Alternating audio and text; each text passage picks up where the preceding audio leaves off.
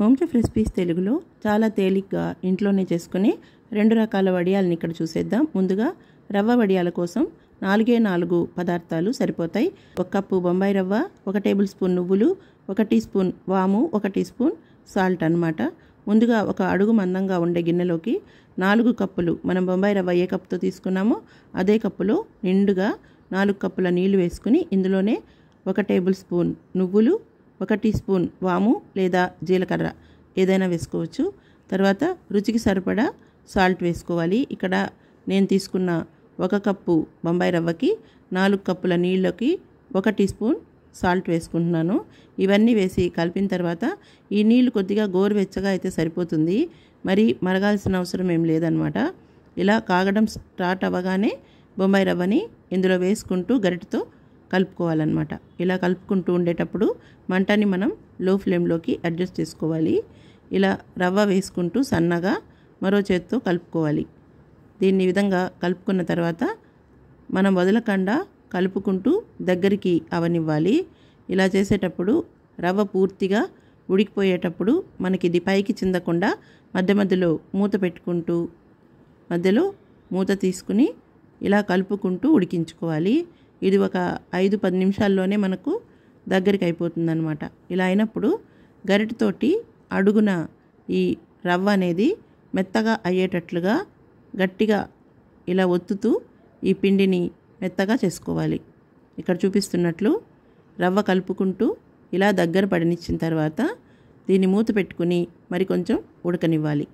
ఇలా ఉడికిన తర్వాత గరిటెతో అడుగున ఉన్న ఈ పిండి బాగా మ్యాష్ అయ్యేటట్లుగా రవ్వగా లేకుండా మెత్తగా అయ్యేటట్లు గరిటెతోనే వెనక వైపున గట్టిగా ఒత్తుతూ పిండిని కలుపుకోవాలి. లేదా మ్యాషర్ ఉన్నా లేదా పప్పు గుత్తి ఉన్నా కూడా దాంతో కూడా మనం మంచిగా మ్యాష్ చేసుకోవచ్చు అన్నమాట.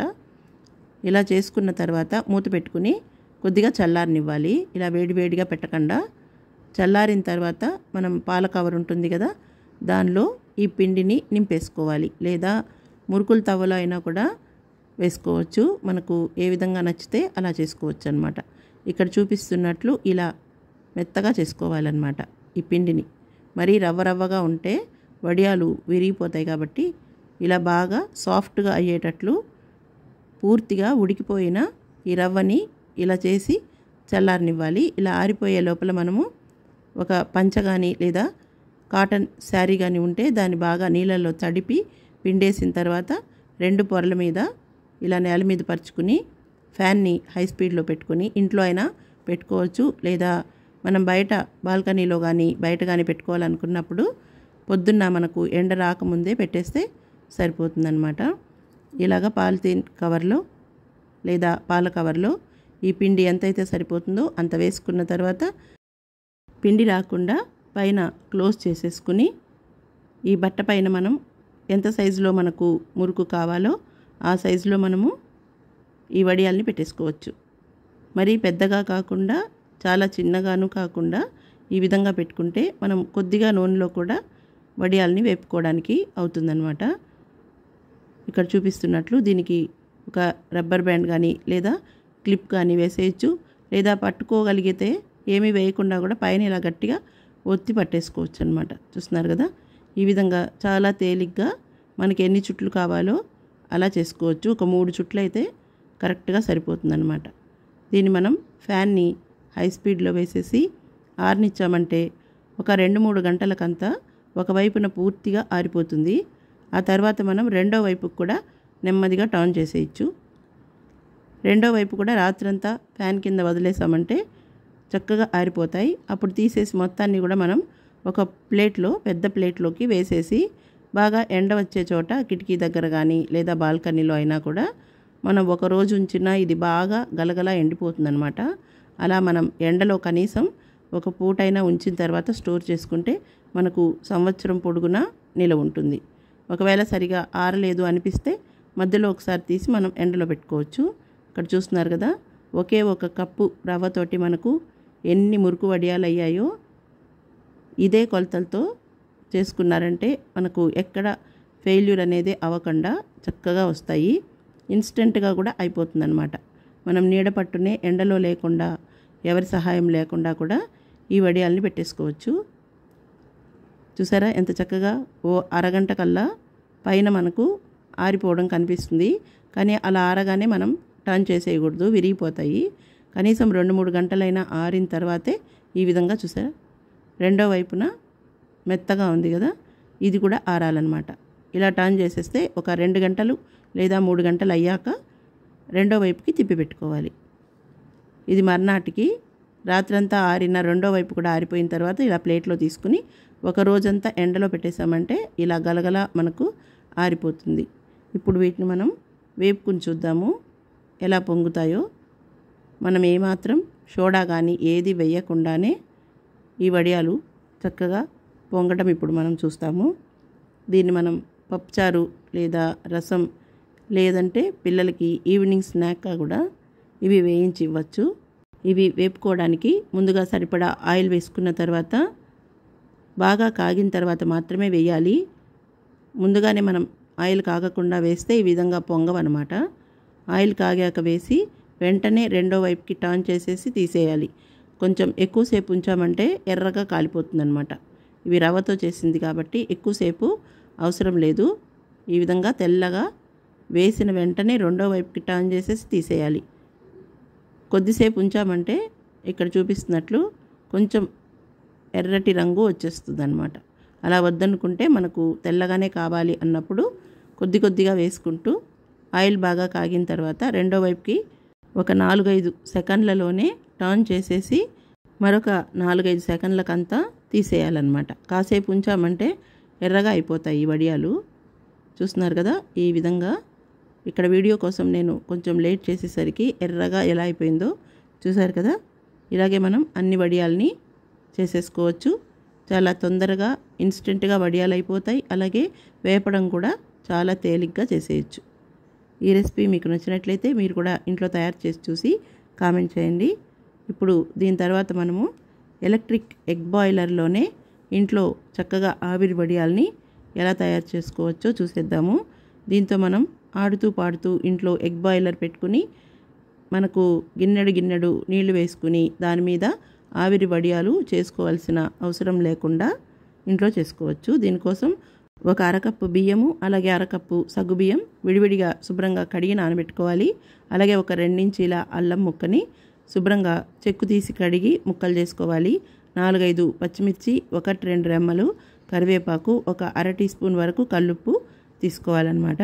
చూస్తున్నారు కదా ఇది రాత్రే నానబెట్టుకున్న సగ్గుబియ్యము పెద్ద సైజుది అనమాట. అలాగే బియ్యం.